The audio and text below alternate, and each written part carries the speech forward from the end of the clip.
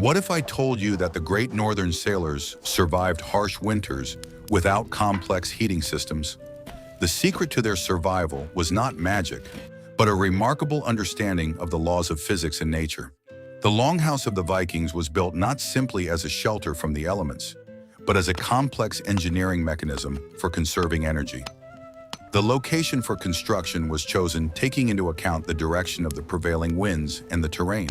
The building was always positioned so that the narrowest and most protected part was exposed to powerful air currents. The wind flowed smoothly around the building without creating strong pressure on the wide side walls. This significantly reduced the loss of precious heat during the coldest months of the year. The architecture of their settlements turned the icy wind into an ally, and a simple dwelling became an impregnable fortress against the cold. Watch the video to the end to learn how the architectural thinking of the Viking era created ideal heat traps that preserved life in the midst of endless snow. What I am about to show you will change your perception of ancient northern architecture. The foundation of the house was laid with massive stones that were tightly fitted together. These stones were not held together with mortar, but their weight and shape ensured the incredible stability of the entire structure. The stone base acted as a kind of heat accumulator, absorbing heat from the ground and the hearth. During the day, these stones heated up, and during the long nights, they slowly released their energy into the room. The cold from the frozen ground simply could not penetrate this dense barrier. This approach made the floor of the dwelling suitable for comfortable movement even in harsh winters. The frame was based on strong wooden posts dug deep into the ground. They were not located inside the walls but formed two parallel rows right in the middle of the living space. This design took the main load off the outer walls of the building. The walls became only a protective screen, not a load-bearing element, which gave freedom in the choice of materials for insulation. The massive logs of the frame also accumulated thermal energy, stabilizing the temperature in the house. The wood inside the room remained dry and warm to the touch throughout the winter. The exterior walls were often built at a slight inward slope, resembling an inverted ship's hull. This shape contributed to a better distribution of the weight of the heavy roof and improved the aerodynamic properties of the building. Snowstorms literally slid off the sloping surfaces without lingering on the facade. The absence of right angles at the joints of the walls minimized the occurrence of dangerous drafts. The wind found no vulnerable points to penetrate inside this wooden ark. The interior remained securely insulated from the raging elements outside. The wooden elements of the building were carefully treated with resin to protect them from rot and dampness. The resin clogged the pores of the wood, preventing moisture and cold air from penetrating the fibers. This protective layer also gave the building a characteristic dark color, which better absorbed the sparse rays of the winter sun. From the outside, the house looked like a gloomy bastion, but inside there was an atmosphere of security and comfort. Regular renewal of the resin coating was an important part of preparing the settlement for the onset of cold weather. Caring for the wood ensured that the walls would not fail in the most severe frost. The porch or entrance area was always protected by additional awnings or protruding parts of the roof. This created a buffer zone where snow and ice could not accumulate directly at the threshold. The doors were made of solid planks and fitted tightly to the jambs, eliminating even the slightest gaps. The threshold was always made high so that cold air creeping along the ground could not easily penetrate inside. When entering the house, a person seemed to cross an invisible border between the harsh nature and a safe haven. Every detail of the entrance served the sole purpose of preserving precious heat. The Vikings did not just build houses. They created autonomous life support systems for entire communities. This approach to architecture still amazes researchers of antiquity. We would be very interested to hear your opinion on such engineering solutions of the past. Write about it in the comments and be sure to subscribe to our channel. Are you ready to learn the truth about the most important part of a northern dwelling? The roof of a longhouse was a true masterpiece of natural engineering and the main defense against the Arctic cold. Simple wooden planks would never have been able to keep the heat in during northern winters. Therefore, builders used a unique multi-layered construction crowned with living turf. This green roof not only blended harmoniously into the landscape, but also had phenomenal thermal insulation properties. A thick layer of soil with plant roots acted as a powerful blanket covering the house from above. The base for the turf roof was a sturdy decking made of thick boards tightly fitted together. A layer of birch bark was laid on this wooden shield, which served as ideal waterproofing. Birch bark did not rot for decades and did not allow water to penetrate into the interior. Pieces of birch bark were laid overlapping, like fish scales, directing water flows downward. This material was harvested in huge quantities during the short summer months, specifically for roofing work. Without birch bark, an earthen roof would quickly become a source of constant dampness. The enormous weight of the earth on the roof had another important practical significance for heat conservation. It constantly pressed on the wooden walls, forcing the logs to fit more tightly together. Under this weight, all the microscopic gaps in the structure of the house closed by themselves. Over the years, the building only became stronger and more airtight, without requiring constant repairs. The wind simply could not shake the structure, which was weighed down by a multi-ton layer of soil. It was a passive method of sealing that worked flawlessly for many decades. Maintenance of such a roof was minimal, but required some attention from the residents of the house. During dry summer periods, the grass sometimes had to be watered to prevent the soil from drying out and cracking. Cracks in the turf could cause precious heat to escape when the cold weather set in. The root system of the plants served as reinforcement, preventing the soil from sliding down the sloping slopes. A healthy green roof was a sign of the prosperity and thriftiness of the owners of a longhouse. This care for the house was rewarded with warmth and safety on long winter evenings.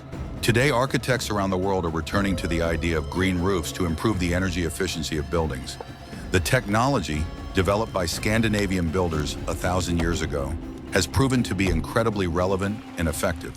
Turf not only retains heat, but also absorbs the noise of wind and falling rain. There was always a muffled silence in the longhouse, creating an atmosphere of calm amid the raging elements. People rested in complete safety under the reliable cover of the earth itself. The wisdom of ancient builders forever established turf roofs as the ideal insulation. The use of natural materials made it possible to create houses that literally breathed with the surrounding world. This harmony was the key to survival in conditions where any mistake could cost a life. The insulation technologies used in northern houses are impressive for their sophistication and incredible effectiveness even today. Are you ready to find out how exactly they placed the main source of fire in this earthen bunker? Did they use complex pipes or rely on completely different laws of physics? A secret passed down from generation to generation reveals the mystery of northern fire. The heart of any Scandinavian dwelling was a long, open hearth located right in the center of the main hall. It did not have the pipes or chimneys we are used to, which at first glance seems crazy. The fire burned on a specially paved stone platform that stretched along the entire axis of the huge room. This arrangement allowed the heat to spread evenly in all directions, warming every inhabitant of the house. The open flame was not just a source of heat, it was the center of social and spiritual life. The smoke from the fire rose freely, gathering under the high vaulted ceiling. Instead of a chimney, special smoke vents were left in the roof, which could be adjusted. These vents were not located directly above the fire, but slightly to the side so that rain would not extinguish the flames. The draft was controlled using long poles, which were used to move wooden flaps on the roof. The skill of controlling air currents was vital for maintaining warmth and clean air. The owner of the house had to have a keen sense of the direction of the wind and the strength of the fire in the hearth. The hearth was not only used for heating, but was also the main tool for cooking. Heavy iron cauldrons were suspended over the fire, in which soups and meat were cooked. The cooking process also generated additional heat, which remained inside the tightly closed house. The size of the central fire allowed food to be cooked for dozens of people at the same time. The heat from the coals was used to bake flat breads directly on hot flat stones. The kitchen and heating system were merged into a single, incredibly efficient mechanism for sustaining the community. Firewood for the long winter was prepared in advance and stored inside the house or in outbuildings. Different types of wood were used, each with its own burning temperature and amount of smoke. Birch produced intense heat in an even flame, while other types smoldered longer. The art of maintaining the right fire required constant attention and vast experience. In severe frosts, the fire turned into a roaring flame, warming the farthest corners of the building. During thaws, the fire was reduced to a minimum, saving precious reserves of dry fuel. The smoke that accumulated under the roof performed another extremely important sanitary function for the dwelling. It impregnated the wooden structures of the ceiling with resins, preventing the appearance of mold and rotting of the wood. The products of combustion reliably preserved the wood, extending the life of the entire longhouse for many decades. Meat and fish were often hung in the smoke layer for smoking and long-term storage. Thus, the lack of ventilation was turned into a technological process for preparing provisions for the long winter. Soot on the beams was a sign of a well-protected and food-rich northern home. Safety when handling open flames in a wooden house required strict discipline. The floor around the hearth was often covered with clay or tightly packed earth to prevent fires. Sparks were not allowed to fall on dry items or straw, which was used to cover sleeping areas. At night, a guard was left on duty to monitor the condition of the coals and the safety of the sleeping community. A fire in the middle of winter meant certain death, so fire was respected and controlled with extreme caution. It was a harsh partnership between man and the elements, one that did not forgive carelessness or mistakes. The engineering solution to combine heating, lighting, and cooking in one open area is impressive. The central hearth was not just an element of the interior, but the raison d'etre of the entire interior space of the building. Every detail of the house was designed around this source of life-saving heat, creating a flawless system. Please like this video if you are also amazed by the practicality of these ancient architectural solutions. Your support helps us create more content about the forgotten survival technologies of our distant ancestors. Be sure to subscribe to the channel to continue this fascinating journey into the depths of history. The hidden truth that everyone is silent about lies in the unique structure of the protective walls. Many people think that the walls of a longhouse were built exclusively from massive, thick logs. In fact, the builders used a much more complex and thoughtful approach to insulating the perimeter. In regions where there was a shortage of large construction timber, the walls were made according to the principle of a layered cake. A technique of weaving flexible rods was used, which was then covered with a thick layer of a special heat-insulating mixture. This method provided incredible strength and completely prevented the icy wind from penetrating inside the room. The frame of vertical posts was woven with flexible hazel or willow branches to form a strong mesh. This weaving alone could not stop the cold, but it served as the perfect foundation for the next stage. A thick mixture of clay, sand, manure, and chopped straw was generously applied to this wooden matrix. The clay acted as a binding material, while the straw served as reinforcement and created microscopic air pockets. It was this air trapped in the voids that became the main barrier to the Arctic cold. The mixture was applied in a thick layer on both sides of the woven base, forming a monolithic and impervious barrier. For additional insulation, protective barriers made of brushwood or peat were sometimes erected outside the walls. They took the brunt of the snowstorms, dampening the kinetic energy of the piercing icy wind. The space between the main wall and such a barrier was often filled with dry earth or fallen leaves.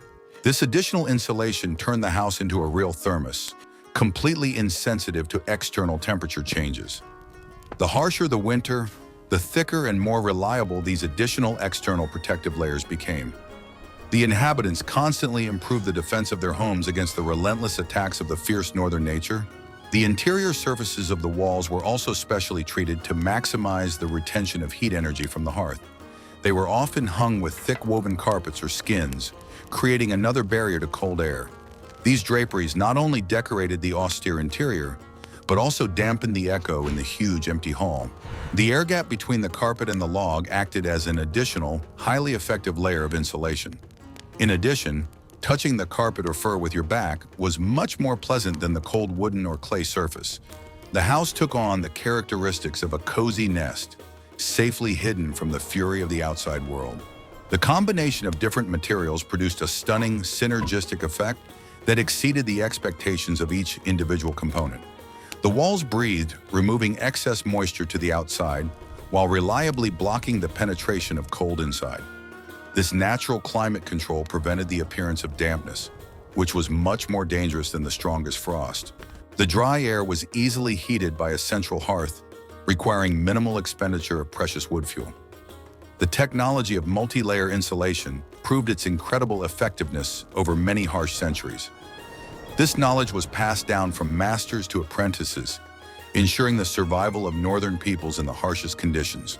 The architecture of the walls was not just a matter of shelter, but a complex engineering response to the challenges of the climate. Every detail, from the choice of clay to the thickness of the logs, served the single purpose of conserving precious thermal energy. But even the thickest walls are useless if the wind constantly blows through an open door into the house. Are you ready to learn how ancient builders solved the problem of drafts at the entrance to their homes? And how exactly did they turn ordinary corridors into ingenious traps to save warm air? In the next chapter, we will reveal the secret of the incredible thermal locks of the northern house. The most important task in the construction of a longhouse was to create a reliable system to protect the entrances from the wind. Direct entry from the street into a warm room would instantly cool the entire huge living hall of the building. To avoid this, builders erected a system of vestibules that functioned as real thermal locks. These small extensions created a transitional buffer zone between the frosty street and the comfortable warmth of the central hall. It was impossible to open both doors at the same time, which completely eliminated the possibility of dangerous drafts. Cold air was simply blocked in this narrow space, preventing it from entering the main living area. The design of the thermal lock was often L-shaped or located at an angle to the main hall. The bend in the corridor served as an additional barrier to the icy wind trying to rush inside when the outer door was open. The flow of cold air hit the solid wall of the vestibule, losing its speed and destructive kinetic energy. Only after closing the massive outer door did a person open the inner door, leading to the saving warmth of the hearth. This two-step entry process was a mandatory rule for all inhabitants, which was strictly forbidden to violate. Such simple spatial geometry worked more effectively than many modern climate control systems. The thresholds in all doorways were deliberately made high, often reaching the height of a human knee or higher. This was not done by accident, but was based on a precise understanding of the laws of physics and the movement of gases. The coldest and heaviest air always spreads along the ground, seeking to fill any low-lying areas. A high threshold created a physical barrier that this icy flow simply could not cross into the house. It was necessary to lift your legs high when entering, but this was a small price to pay for preserving precious heat. Every architectural detail was subject to the harsh logic of survival in extreme climatic conditions. Vestibules were often used not only as heat traps, but also as storage rooms. They stored snow-covered outerwear, frozen shoes, and heavy work equipment for the entire community. By leaving cold items in the vestibule, people did not bring excess moisture and ice into the warm living space. Gradually thawing the clothes did not create dampness around the central hearth, where people rested and slept.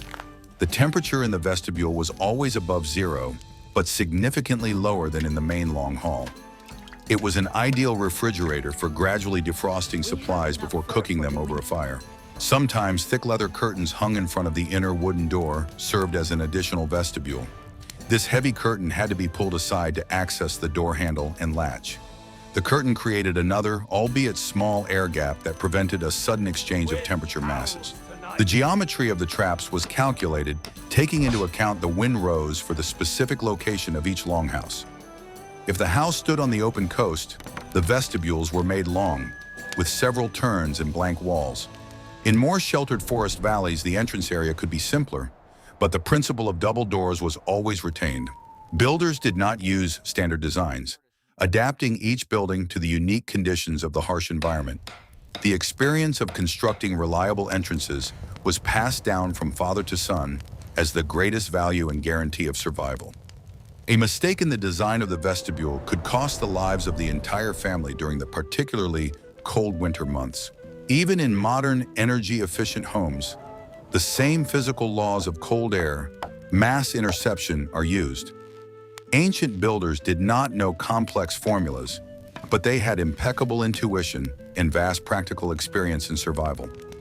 Their legacy lives on in every warm home that protects us from the bitter winter cold today. An experiment that did not go according to plan led to an unexpected discovery in the field of heating.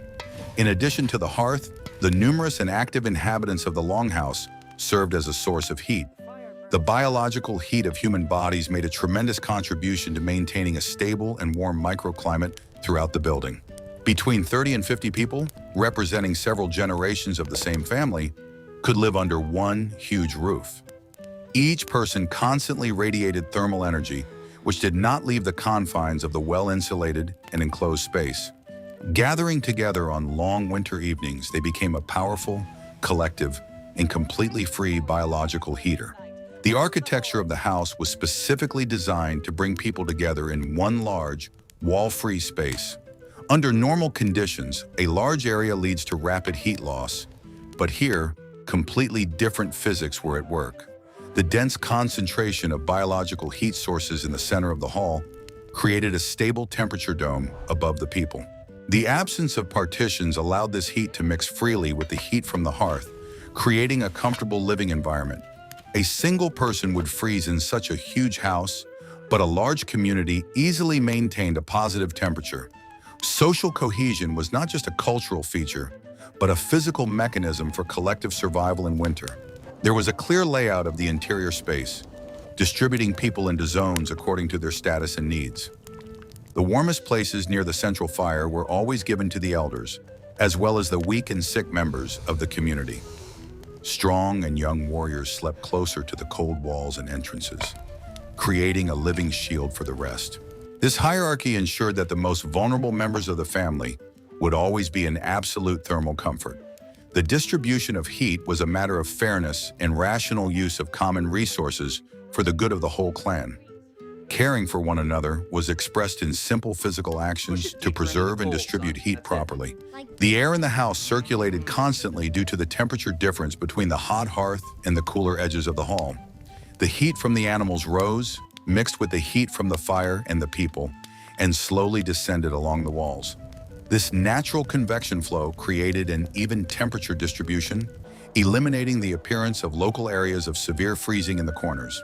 The architecture of the arches helped to direct this flow, forcing the thermal energy to work as long and as efficiently as possible within the perimeter. The house functioned as a single living organism, where the breath of dozens of creatures created an atmosphere of comfort and safety. The constant movement of air also contributed to gentle ventilation, without creating destructive and dangerous cold drafts. Collective sleep was another important tool for preserving individual and collective biological heat at night. People slept huddled together on wide benches, covered with heavy woolen blankets and skins. The heat exchange between bodies allowed them to sleep comfortably, even on nights when the fire in the hearth was almost completely extinguished. Physical activity inside the house also contributed to the group's total heat energy output. Life did not stand still in winter. People repaired tools, wove fabrics, processed leather, and carved wood. Muscular work warmed the person themselves and gave off some of the energy into the cool air of the huge hall. Social cohesion and lack of privacy were the inevitable price of survival in the harsh climatic conditions of the North. People of that era could not imagine themselves outside the community, as loneliness in winter meant quick and inevitable death. The close connection between generations was maintained precisely by the need to constantly be together in one protected physical space.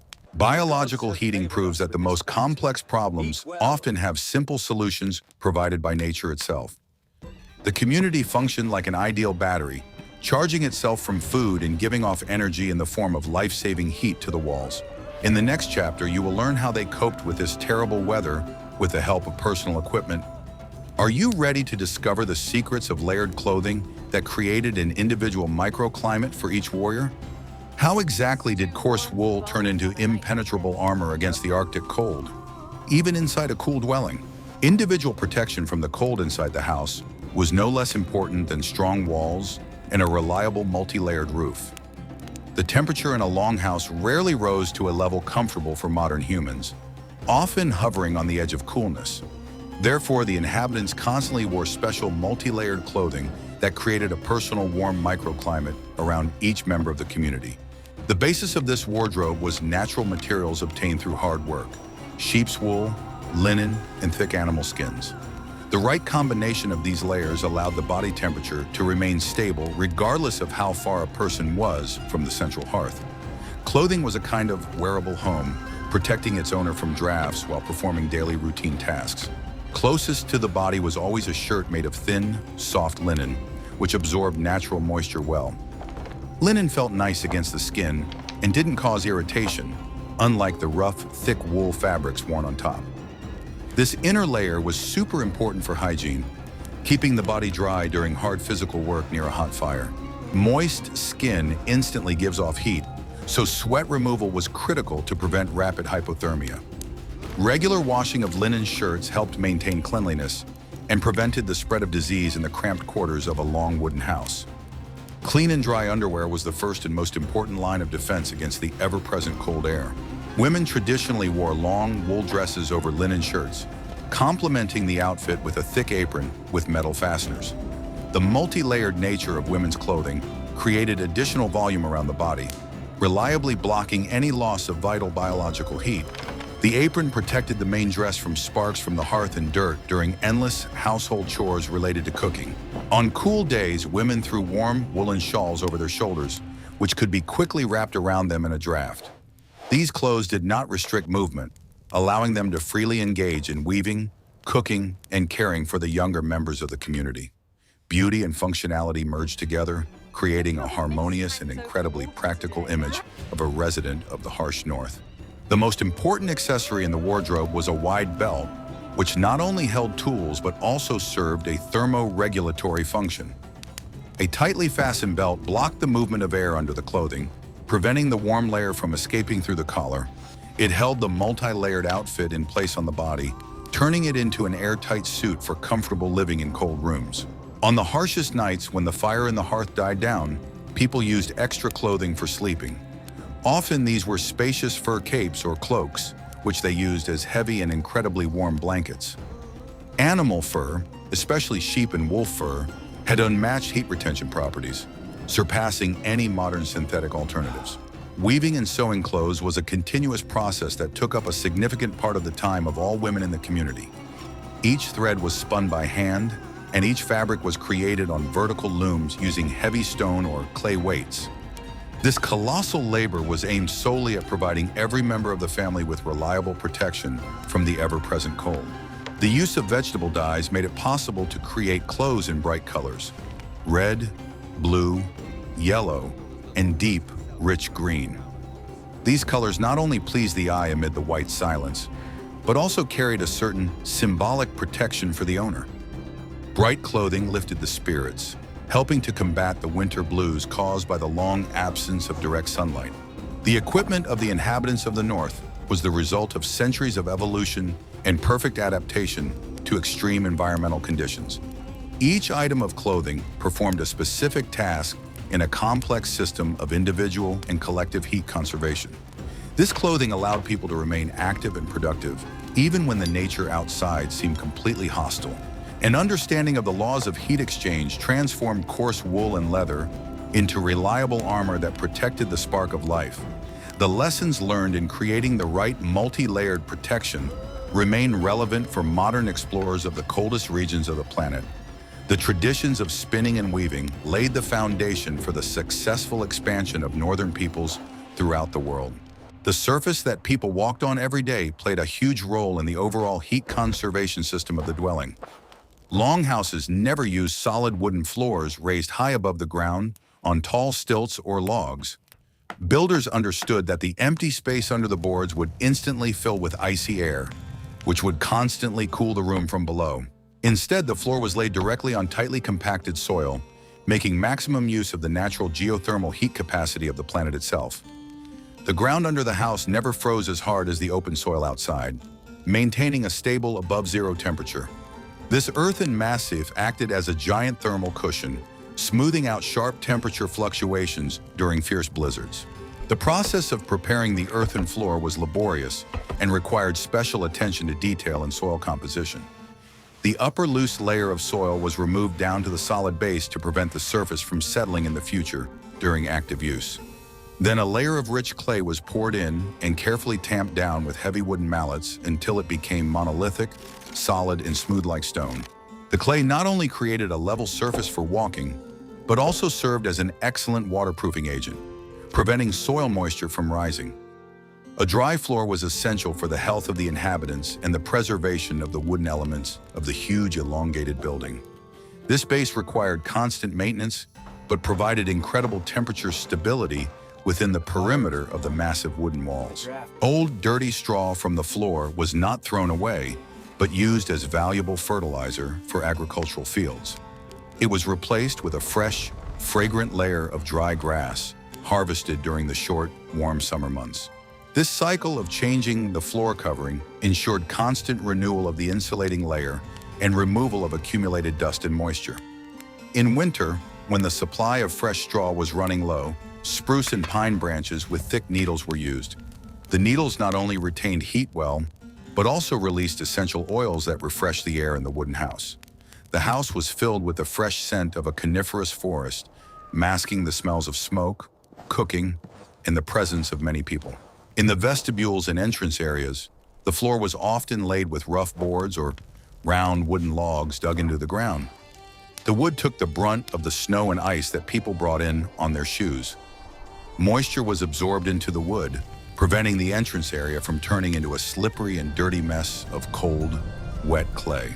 Sometimes along the edges of the house, along the cold outer walls, small trenches were dug in the floor to store food supplies. These peculiar cellars were closed with sturdy wooden shields that blended in with the general level of the clay or earthen floor. The temperature in such depressions was always close to zero, which allowed food to be kept fresh for a long time. The geometry of the floor could also have a slight slope from the edges of the room to its center, where the hot hearth was located. This imperceptible difference in height helped accidentally spilled water flow away from the sleeping and working areas.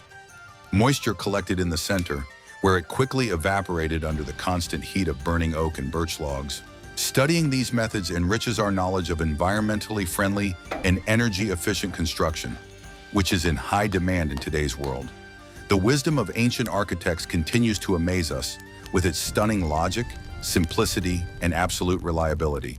The organization of sleeping areas was one of the most carefully thought-out parts of the interior layout of the huge wooden northern dwelling. People did not sleep directly on the open floor, as this would lead to rapid hypothermia and serious illness.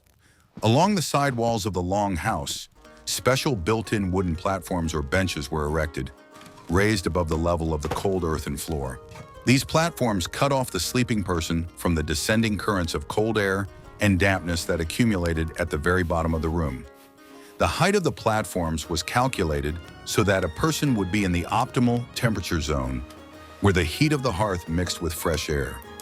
This simple engineering design dramatically increased the chances of peaceful rest and survival on harsh, frosty nights. Sleeping benches were often made wide so that several members of one large family could fit on them at once. Sleeping together was a powerful tool for generating and preserving invaluable biological heat during the cold season. The wooden base of the bed was covered with a thick layer of dry straw, hay, or springy fir branches to create a soft layer.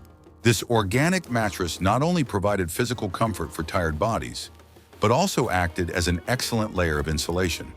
The air trapped inside the dry stalks prevented the heat from the human body from escaping into the massive wooden base of the built-in bed. Regular replacement of this mattress ensured cleanliness and freshness, which was important for the health of the entire community. The heads of the sleeping people were always directed toward the center of the room, where the saving heat and light of the hearth fire burned. Their feet, accordingly, were directed toward the colder outer walls, where the air temperature was significantly lower. This arrangement ensured maximum heat flow to the upper body and head, protecting the respiratory organs from hypothermia. Breathing warm air from the fire was much safer than inhaling the frosty drafts flowing along the frozen outer wooden walls. This simple rule of sleep geometry was strictly observed by all generations, passed down as a basic survival skill in a harsh climate. The correct positioning of the body in the space of the house compensated for the lack of complex technological systems for targeted home heating. During the day, the sleeping platforms were never empty. They served as comfortable sofas for rest, work, and conversations among community members. People sat on them while eating, mending nets, carving wood, and sewing warm, multi-layered clothing. The multifunctionality of each interior element was a distinctive feature of the architect's pragmatic approach to the use of the limited space of the long wooden house. The warmth of the hearth did not always reach the farthest sleeping areas located near the blind wooden end walls of the building. Heated stones were often used to warm these areas, which were carefully carried and placed next to the beds. The stones were wrapped in thick fabric or leather to avoid overheating and placed under the blanket directly at the feet of the sleeping people. This ancient form of hot water bottle provided gentle and long-lasting warmth, helping people to warm up quickly after spending a long time in the bitter cold. The use of portable heat accumulators demonstrates the incredible ingenuity of people seeking to maximize comfort with the natural resources available to them. The cold retreated before human ingenuity, backed by knowledge of the properties of surrounding minerals and raw materials. The resting place was a carefully designed tool for conserving energy, restoring strength for new battles with the harsh surrounding nature. The comfort and safety created on these wooden benches allowed people to forget about the raging winter elements outside. They fell asleep confident that their home would protect them until morning, giving them another day of life. Deep and peaceful sleep was the best source of energy to continue the endless and difficult northern journey. Survival in extreme conditions depended not only on the architecture of the building, but also on the strictest discipline of all its inhabitants. The daily routine in a longhouse in winter was completely subordinated to a single main goal: preserving and maintaining vital heat. Community life revolved around the cycles of the central hearth, which required constant and very careful maintenance day and night. The whole family's awakening began when the person on duty blew on the smoldering coals and added fresh dry logs to the fire. The sharp rise in temperature served as a signal to begin activity, forcing people to leave their cozy and reliable sleeping places. The rhythm of life pulsated in unison with the breath of the open flame, dictating the rules of behavior for each member of the large group. The morning began with vigorous physical activity aimed at quickly warming up the body after a long and motionless night's sleep. The men did heavy work, chopping wood, repairing tools, or clearing the entrance heat traps of snow that had fallen during the night. The women immediately set about preparing a hot and hearty morning soup, which was supposed to fill their bodies with energy for the whole day. Movement got the blood flowing, causing people's bodies to release extra heat into the shared space of the cool, huge wooden living room. The fast pace of work didn't let the cold get under their layers of woolen clothes and freeze their muscles. Work was the best remedy for freezing, turning each person into a small but very efficient and autonomous biological furnace. All doors and ventilation openings in the roof were opened and closed according to a strict schedule, depending on the direction of the fierce wind. Ventilation was necessary to renew the air, but it was done quickly so as not to let precious, warm air escape. This action required the coordinated work of several people who simultaneously opened the dampers and quickly closed them. Controlling the airflow was akin to steering a complex sailing ship during a dangerous storm on an unpredictable and turbulent sea. Errors in regulating the draft could lead to smoke filling the hall or the instant cooling of the huge space of the long, massive house. Precision in action ensured a balance between the availability of fresh oxygen and the maintenance of a comfortable temperature for human life. The evening was devoted to more peaceful activities in the immediate vicinity of the bright and life-giving flame of the central hearth. Craftsmen repaired their tools, women spun and sewed clothes, and warriors tidied up their iron weapons and armor. Even at night, the process of keeping warm did not stop for a single minute, requiring the attention of designated and responsible guards. A special person made sure that the coals did not go out completely, and if necessary, threw small dry chips into the ashes. He also checked to see if the wind was blowing through any accidental cracks and monitored the sleep of the most vulnerable members of the large and friendly family. This night watch was an honorable and incredibly responsible task on which depended the lives of all those sleeping under the high earthen roof. The attentiveness of the person on duty was a guarantee of peace of mind for the rest, emphasizing the importance of collective safety in the harsh conditions of the Arctic environment. A morning without smoke above the hearth would mean a disaster that could not be allowed to happen under any circumstances. People supported each other with jokes, songs, and the certainty that spring would surely return to their harsh northern shores. This mental armor was as strong as oak doors, protecting the mind from the destructive effects of the endless blizzard howling outside the walls. A strong spirit warmed the blood, making a person invulnerable in the face of the harshest and most cruel trials of nature. The daily routine was a perfect survival algorithm, honed by countless generations of strong and intelligent people from the era of great sea voyages.